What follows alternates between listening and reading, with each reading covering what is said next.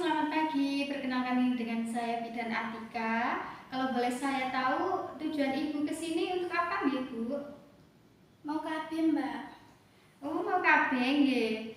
Sebelumnya saya beritahukan informasi mengenai KB dulu nggih. KB itu ada dua macam, Bu. Ada KB modern dan ada KB yang sederhana. Kalau KB sederhana itu seperti KB kalender, kondom, dan KB suhu basal. Kalau yang KB modernnya itu ada dua, yaitu KB hormonal dan non hormonal yang terdiri dari seperti implan.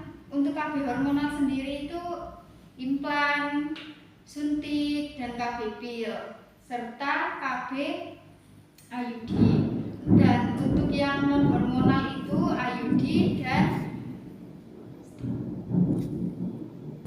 kontak ataupun kontrasepsi mantap.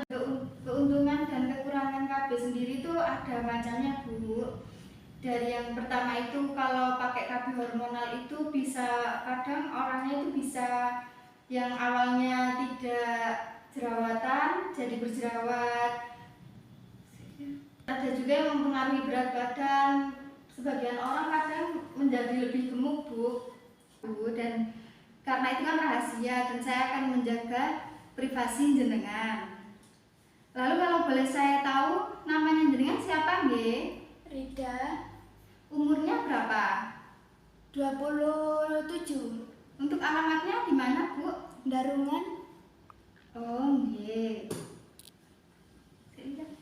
Tujuan jenengan untuk melakukan KB ini apa ya, Bu? Kalau boleh saya tahu.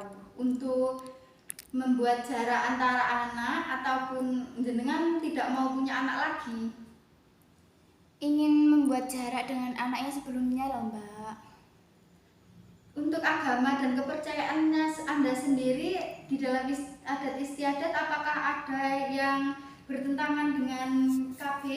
Tidak ada. Jadi Ibu akan ambil metode KB yang mana ya, Bu? IUD saja, Mbak.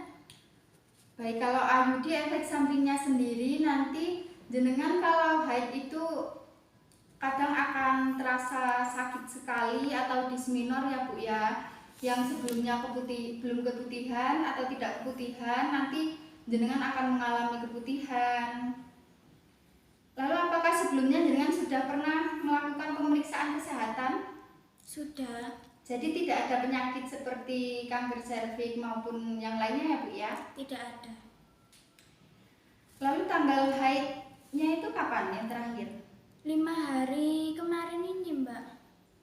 Lama haidnya? 7 hari, 1 mingguan itu wis. Siklusnya teratur napa mboten, Bu? Teratur. Lalu perdarahan haidnya itu bagaimana? Normal. Riwayat terakhir? Untuk metodenya saya normal, tidak ada penyulit sekalipun, nggak ada. Pernah ada riwayat kehamilan ektopik napa mboten? Mboten. Untuk nyeri yang hebat setiap haid itu ada apa tidak, Bu? Tidak. Untuk anemia, pernah mengalami anemia berat? Nggak pernah. Punya riwayat infeksi sistem genitalia atau penyakit menular seksual atau tidak? Tidak. Ibu tidak pernah berganti-ganti pasangan kan, nggih? Tidak, Mbak. Punya riwayat kanker serviks atau punya tanda gejala terjangkitnya kanker serviks napa mboten? Mboten. Baik, Bu, setelah ini saya akan melakukan pemeriksaan fisik dan pemeriksaan panggul nggih. Nggih. Sebelum tindakan saya lakukan, apakah ada yang Ibu tanyakan? Tidak ada. Baik, pasti. Yuk. Ibu, saya persilakan jenengan untuk pipis dahulu ya, sekalian ceko dibersihkan dengan sabun nggih dan taliannya. Ibu. Lalu cuci tangan 6 langkah.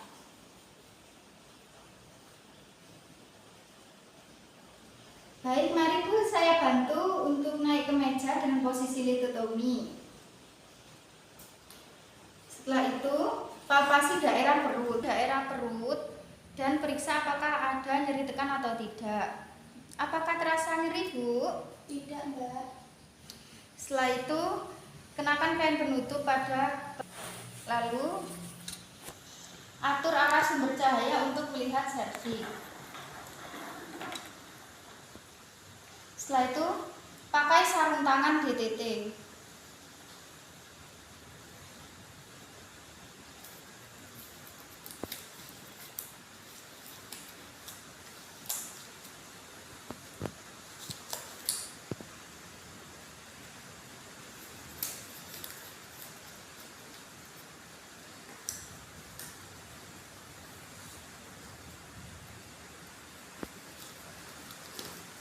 Lakukan inspeksi pada genitalia eksternal. Palpasi kelenjar skin dan Bartholin. Amati adanya nyeri tekan. Bu, apakah terasa nyeri tekan? Tidak. Di daerah sini apakah ada nyeri tekan, Bu? Tidak.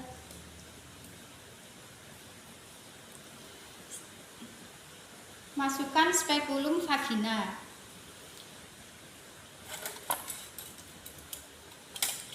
Ibu, permisi ya Bu, saya akan masukkan alat dalam. Memang rasanya sedikit tidak nyaman, Ibu bisa tarik nafas panjang, nggih? Nggih. Permisi ya Bu ya.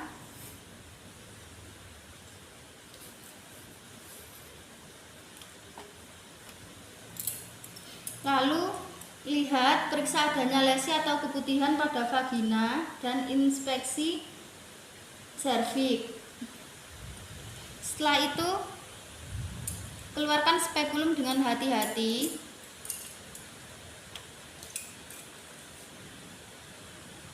Permisi ya Bu ya, tarik nafas.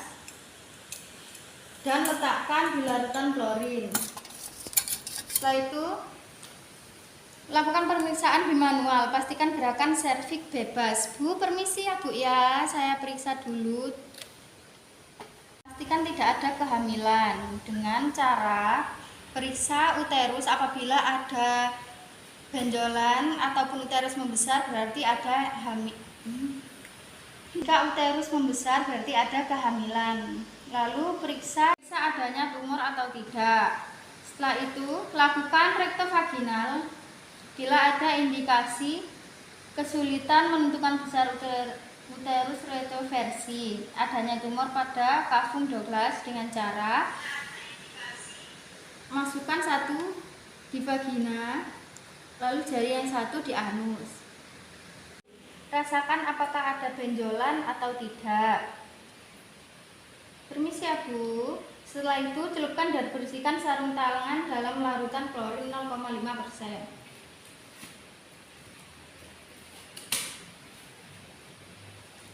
Kemudian jelaskan proses pemasangan AKDR.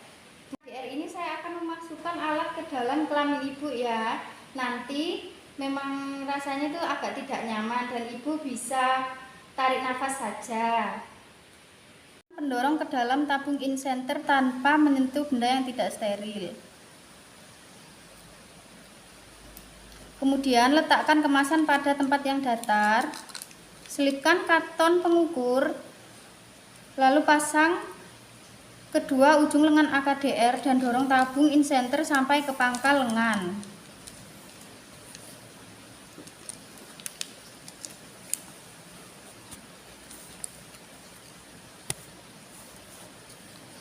Pegang kedua ujung lengan dan dorong tabung insenter sampai ke pangkal. Pakai sarung tangan DTT yang baru.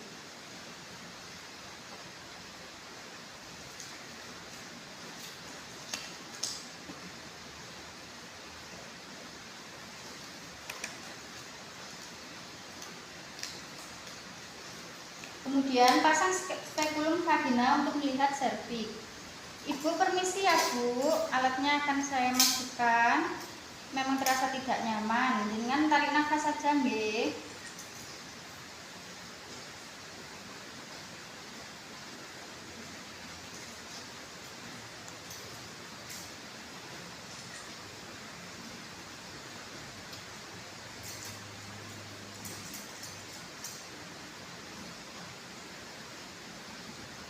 Setelah itu vagina dan serviks dengan menggunakan larutan antiseptik sebanyak 2-3 kali.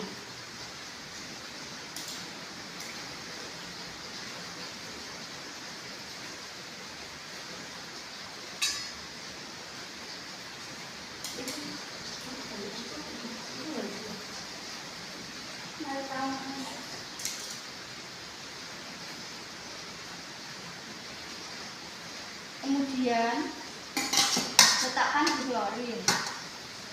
Jepit serviks dengan menggunakan tenakulum. Dengan searah jarum jam 11. Dan menggunakan kaki pertama. Lalu masukkan sonde uterus dengan teknik no touch.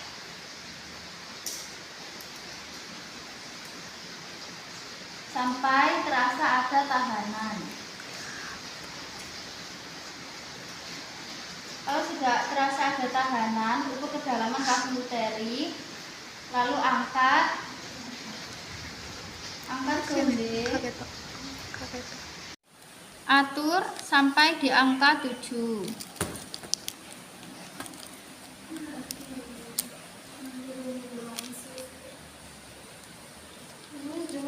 Lalu angkat tabung AKDR tanpa menyentuh permukaan yang tidak steril. Kemudian masukkan pelan-pelan tanpa menyentuh bagian yang tidak steril.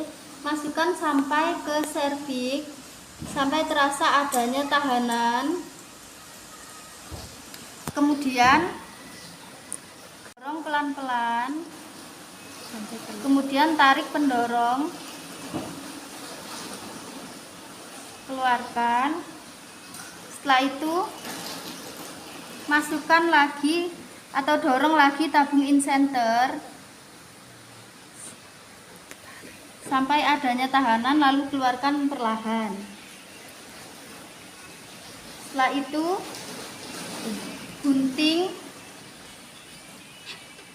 gunting benang sepanjang 3-4 cm.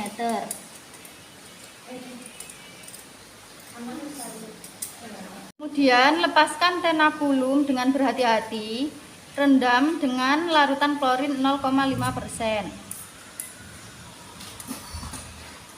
Kemudian periksa serviks dan bila ada perdarahan atau terjadi tempat bekas jepitan tenakulum, tekan dengan kasa. Ambil kasa dalam larutan antiseptik. Setelah itu lakukan dab di bagian yang keluar darah. Setelah itu buang ke bengkok dan tutupkan ke larutan klorin 0,5. Kemudian lepaskan atau keluarkan spekulum dengan hati-hati. Lalu keluarkan secara perlahan. Bu, permisi ya Bu ya, tarik nafas dulu. Lalu rendam dalam larutan klorin 0,5%.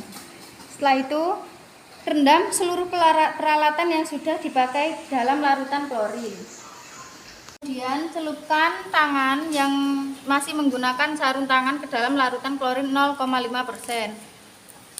Lalu bersihkan cemaran pada sarung tangan. Setelah itu cuci tangan dengan air dan sabun.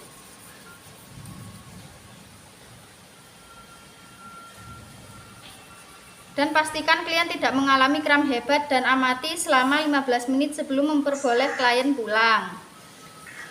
Bu, nanti dengan bisa periksa sendiri nggih benang ayudinya. Kalau masih teraba itu berarti masih normal dan ada pada tempatnya. Nanti kalau sudah tidak teraba ataupun benangnya keluar sampai ke vagina, di luar itu terlihat, dengan bisa ke sini nanti akan saya lakukan pemeriksaan nggih.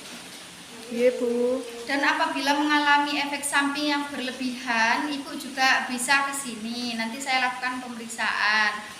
Ibu bisa datang ke sini nanti seminggu setelah dilakukan pemasangan dan 3 bulan setelah dilakukan pemasangan, serta selanjutnya 6 bulan sekali sampai 10 tahun.